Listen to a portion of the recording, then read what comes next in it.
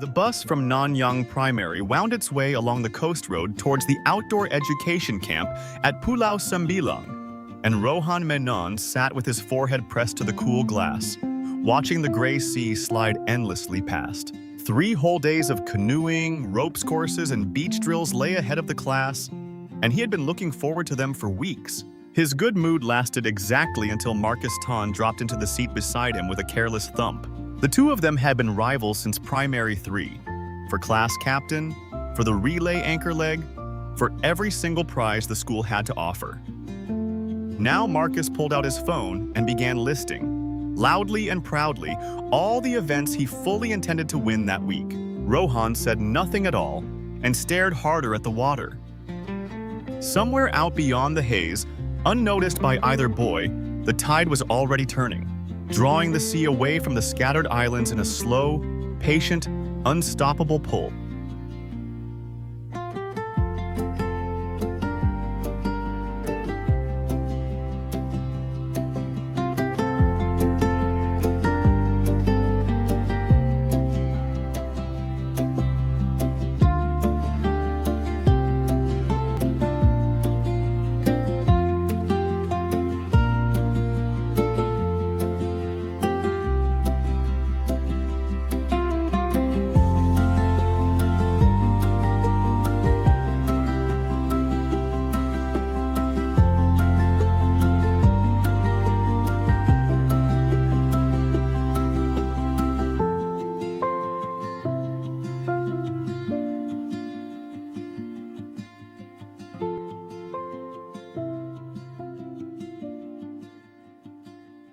On the second afternoon, the instructor, Mr. Lim, lined the whole class along the wooden jetty and carefully explained the kayak exercise. Working in pairs, they would paddle out to a bright marker buoy 200 meters offshore, circle around it once, and return safely before the light began to fade.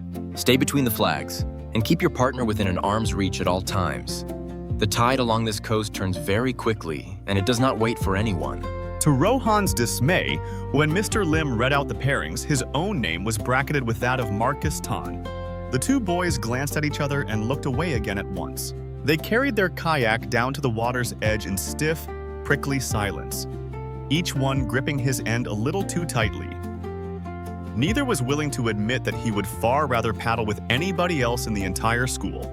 They pushed off from the wet sand without a single word about who would steer.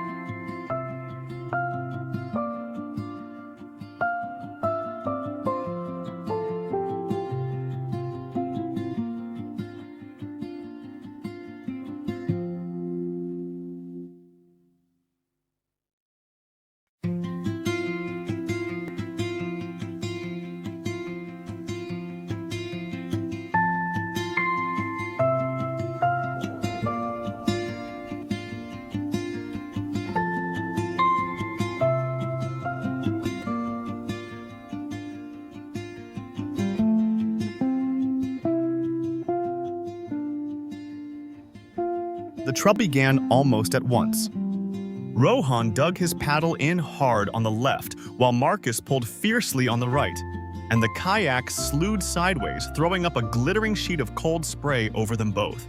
You're paddling completely out of time.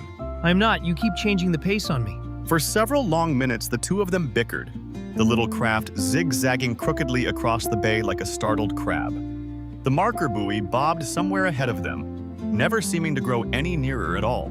Determined not to be outdone, each boy began paddling harder and faster than the other, and almost without noticing, they drove the kayak straight past the buoy and on towards open water. By the time Rohan finally looked up properly, the jetty was a thin gray line, and the current beneath them had begun to run cold and frighteningly quick.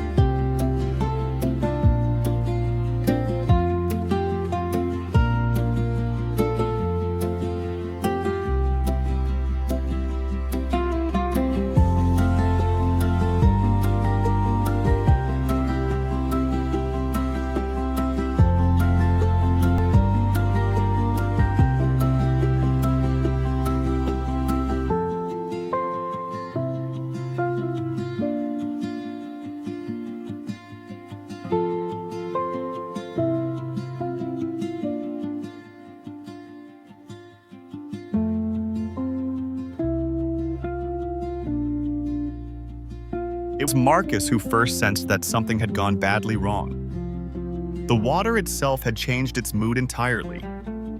Where before it had lapped gently against the hull, it now slid past them with a steady muscular pull, tugging the kayak away from the island as surely as a strong hand on a rope. He stopped paddling and looked over his shoulder, and the breath caught painfully in his throat. The camp had dwindled to nothing more than a smudge of distant green on the horizon, and the safe flags had vanished entirely from sight. Rohan, we've gone too far. The tide's taken us right out. Rohan twisted round to see for himself and felt his stomach drop like a stone. He had been so busy trying to win their pointless little contest that he had completely forgotten to watch the shore. For one cold, silent moment, neither boy spoke a word. The argument that had felt so terribly important only a few minutes ago suddenly meant nothing at all.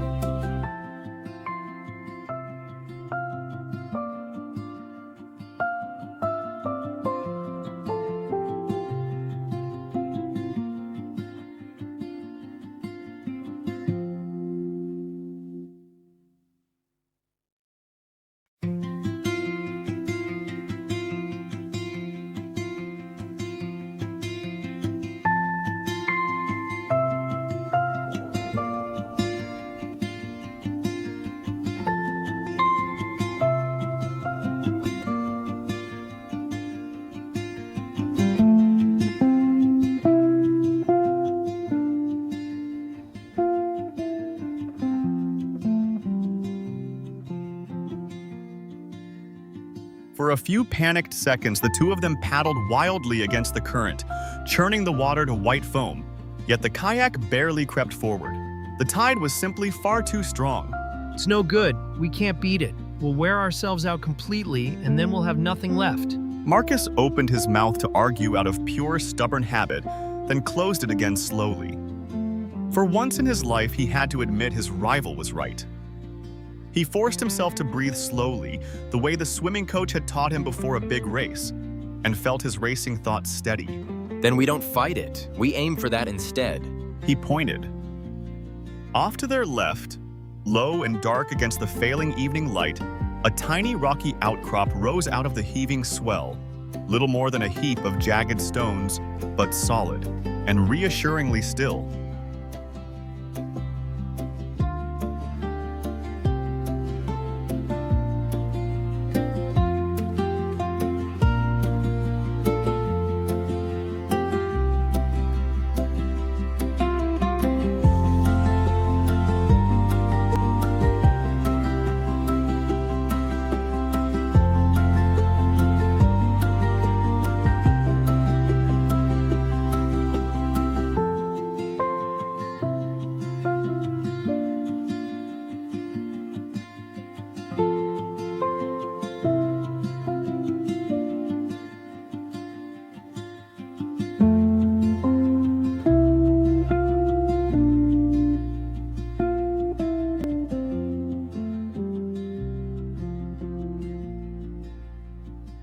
Reaching the outcrop took every ounce of skill they had. Marcus called the strokes from the front, and for the first time all day, Rohan matched him exactly, sinking his paddle in perfect rhythm. Left, right, left, right. They did not fight the current now. Instead, they cut across it at an angle, letting it carry them sideways while they edged towards the rocks. Twice a wave slapped over the bow and soaked them to the skin, and twice they kept their nerve and held their line. As the outcrop loomed close, Rohan reached out, caught a slick ledge of stone, and held on with both hands while Marcus scrambled out and dragged the kayak half clear of the water. They collapsed onto the cold, barnacle-crusted rock, chests heaving, too breathless to speak. They had made it. It was not the shore, and it was not safety, but it was solid ground beneath them, and for now that was enough.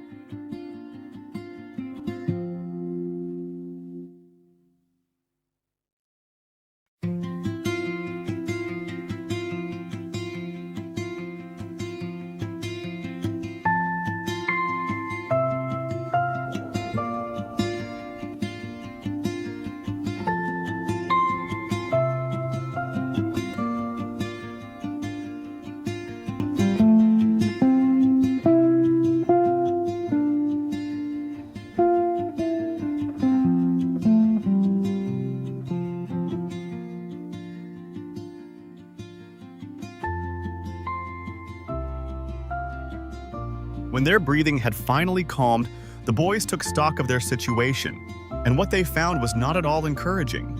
The outcrop was scarcely larger than a classroom, a jumble of dark, weathered rocks already shining wet where the rising water lapped hungrily at its edges. The sun was sliding steadily towards the horizon, smearing the low clouds with streaks of orange, and a sharp chill was creeping into the evening breeze. Worse still, the same powerful tide that had stranded them was now turning again, beginning to flood back in. Rohan quickly checked the kayak. Both their paddles were still wedged safely inside, along with a small dry bag clipped firmly to the seat. Marcus unclipped it with cold, clumsy fingers and tipped out the contents onto the rock. A coil of thin orange rope, a folded silver foil blanket, a whistle on a cord, and a small waterproof torch. It was not very much at all against the gathering dark, but it was something.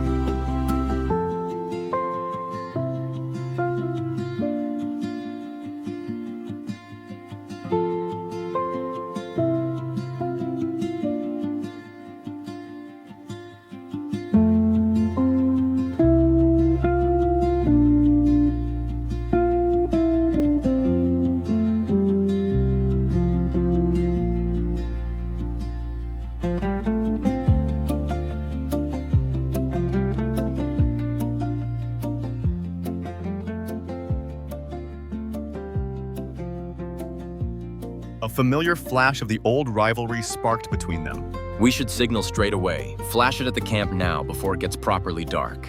The camp can't even see us yet.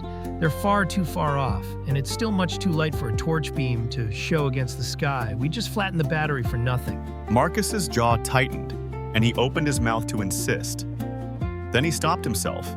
He thought about the marker buoy they had shot heedlessly past, and how being so determined to win had landed the two of them on this miserable rock.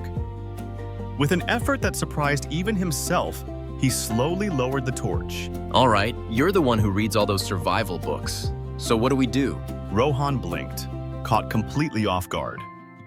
Marcus Tan had never once, in 3 whole years, admitted that anyone else might know better. Something shifted quietly between them on that cold, dark rock.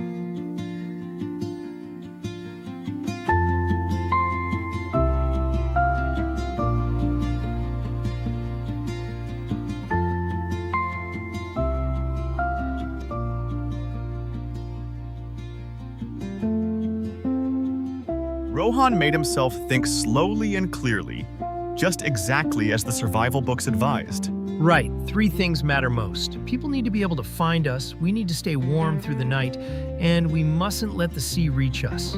We move everything up there first. The tide can't possibly climb the whole island, but it'll certainly cover these lower rocks. Marcus nodded firmly and began at once, hauling the heavy kayak up the slippery slope while Rohan gathered the scattered gear.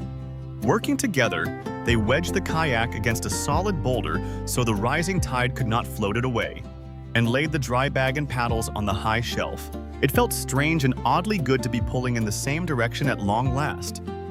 As they worked, Rohan explained the rest of his plan. They would wait for true darkness, then signal with the torch towards the camp and blow the whistle in sharp bursts of 3.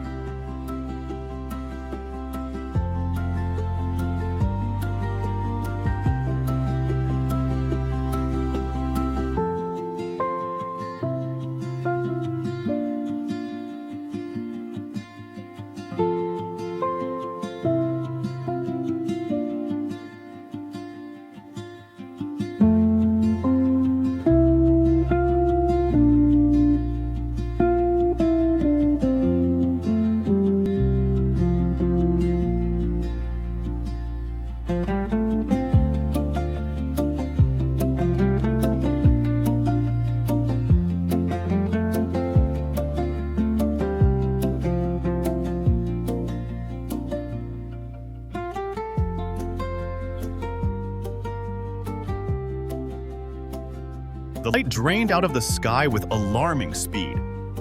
One moment the sea was a glittering sheet of beaten copper, the very next it had gone the dull color of slate, and the first cold stars pricked through overhead. With the deepening dark came the cold, sharp and insistent, soaking through their damp clothes and setting their teeth chattering. Rohan carefully unfolded the foil blanket, and the two of them sat shoulder to shoulder with it wrapped snugly round them both, sharing what little warmth they had. It was a strange thing, Rohan thought, to be huddled this close to the very boy he had spent years trying to beat. Mr. Lim's gonna give us such a telling off. Rohan found himself laughing too, and felt the tension easing between them. For the first time ever, the two of them simply talked. Not about prizes or contests at all, but about nothing in particular, the easy way two ordinary friends might. The whistle hung ready round Marcus's neck, quietly waiting.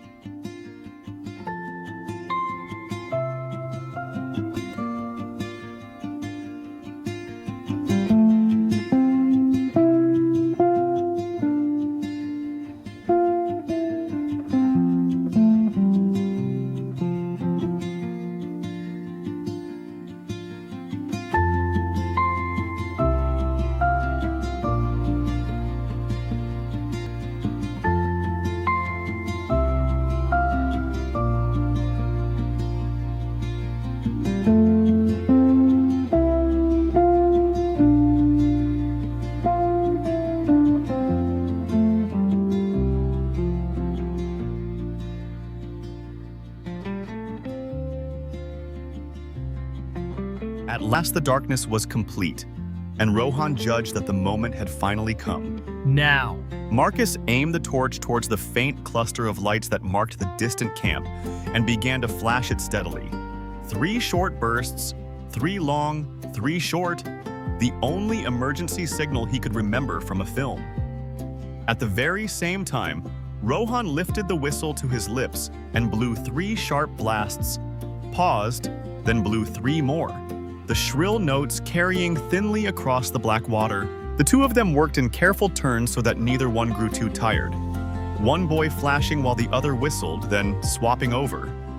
Minute after weary minute crawled past with no answer but the endless slap of waves against the rocks. The bitter cold gnawed at them, and their fragile hopes began to thin.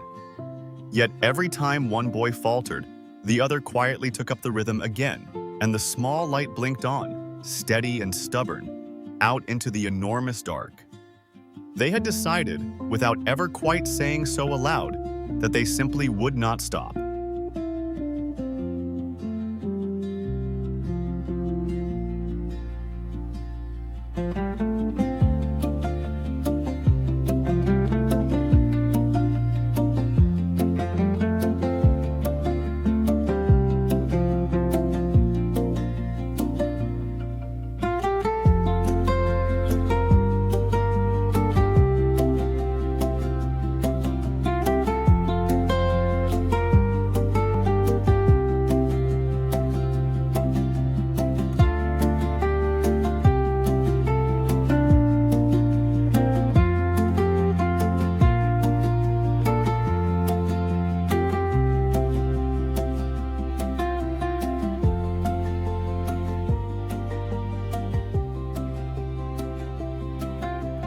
Back at the camp, the alarm had been raised the very moment Mr. Lim counted the kayaks returning to the jetty and found one of them missing. Torches swung anxiously along the shoreline, and a Coast Guard launch was already nosing out into the bay, its powerful searchlight sweeping the water in long, pale, careful arcs. Yet the sea was wide and the night was deep, and a tiny rocky speck far beyond the marker buoy was a desperately hard thing to find. The crew very nearly turned the boat north, away from the outcrop altogether. Hold on a moment. She lifted her binoculars to her eyes. That's a proper signal. 3 short, 3 long. Someone's calling for help out there. The launch swung its bow round at once and opened up its throttle, surging steadily towards the stubborn little light.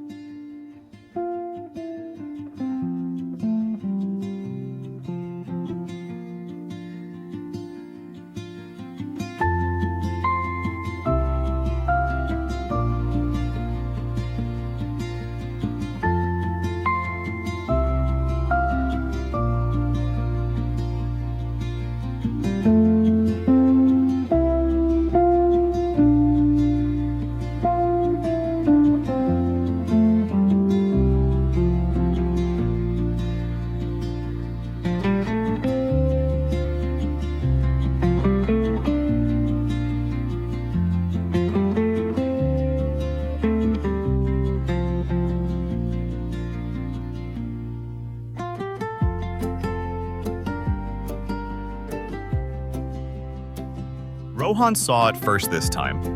A low, distant growl of an engine, and then a searchlight came swinging across the water and settled dazzlingly full upon them. For one frozen heartbeat, both boys were too stunned to move at all. Then they were both on their feet, yelling and waving their arms wildly, Marcus flashing the torch straight at the light, while Rohan blew the whistle again and again until his lungs ached. The launch slowed carefully as it neared the rocks, its engine dropping to a low, watchful murmur, and a voice called clearly across the narrow gap. We see you. Stay exactly where you are. Don't go into the water. We're coming straight to you. Rohan's legs gave way beneath him and he sat down hard on the rock, suddenly shaking from head to foot, whether from cold or sheer relief he honestly could not tell. We did it together. We actually did it.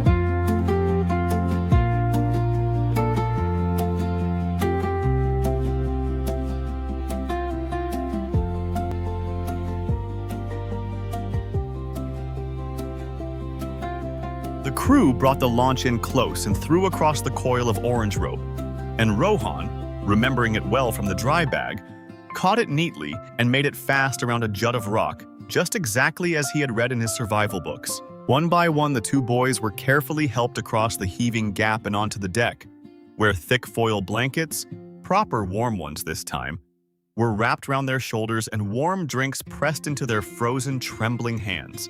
Their battered kayak was hauled up behind them, dripping and scratched, but still whole.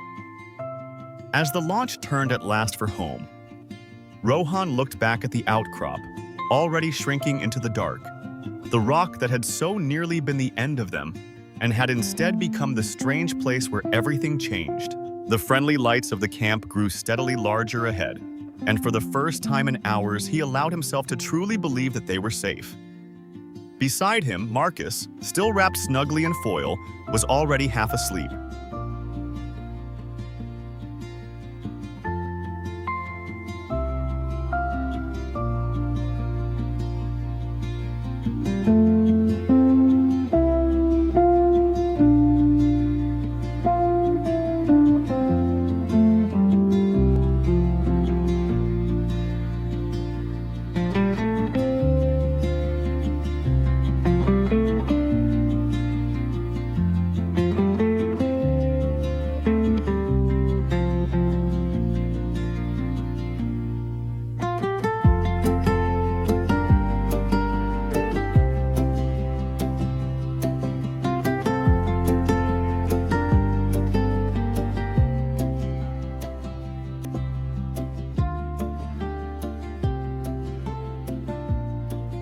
Mr. Lim was waiting on the jetty when the launch came in, his face pale in the torchlight. He said very little at first, only gripped each boy hard by the shoulder, as though making sure they were real, before bundling them off to the warmth of the camp hall. There would be a serious talk, the boys knew, about flags and buoys and the rules they had ignored, and they had earned every word of it. Yet when Mr. Lim heard how they had reached the outcrop, sheltered through the cold, and signaled steadily through the dark until help arrived, the sternness in his eyes softened. You made a foolish mistake out there, but you survived it because you stopped competing and started thinking together. Plenty of grown men would have panicked and never lived to be told off. Rohan and Marcus glanced at each other, and for once there was no rivalry in the look at all, only a tired, shared understanding.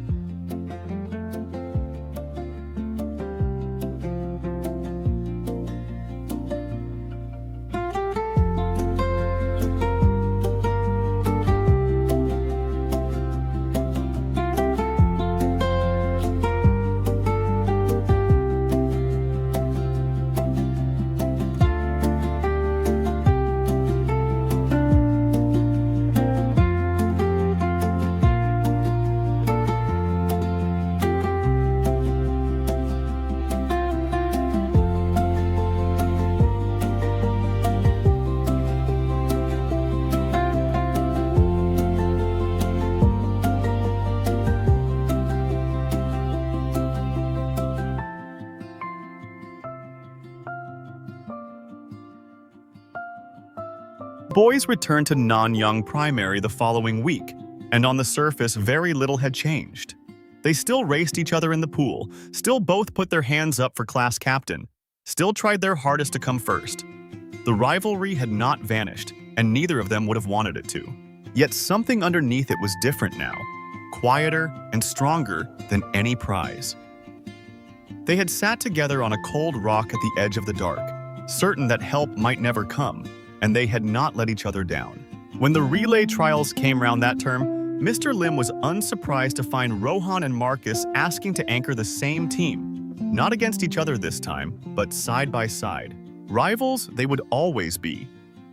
Yet out beyond the marker buoy, on a heap of barnacle-crusted stone, the two of them had discovered something that mattered far more than winning.